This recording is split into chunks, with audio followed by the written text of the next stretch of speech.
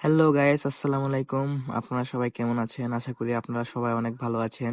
তো আজকে সকালবেলা ঘুমের থেকে উঠতে আমার অনেক অনেক দেরি হয়ে গেছে। তো ঘুমের থেকে ওঠার পরে ফ্রেশ হয়ে চিন্তা করলাম যে বুলবুল মিয়ার বাচ্চাগুলোকে দেখে আসি। তো চলে গেলাম বুলবুল মিয়ার বাচ্চাগুলোর কাছে। তো বুলবুল মিয়ার বাচ্চাগুলোর কাছে গিয়ে দেখি যে বুলবুল মিয়ার বাচ্চা 4টার থেকে 2টা নাই। আর ভাই মাথাটা ঘুরে গেল।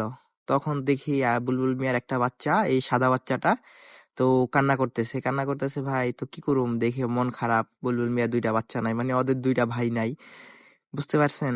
তো কি বলুম, বুলবুল মিয়া ভাই এত ক্যারেক্টারলেস যে বুলবুল মিয়া কি করে, বুলবুল মিয়ার যে কতগুলা ভাই বয়ফ্রেন্ড আছে বুলবুল মিয়া নিজেও জানে না।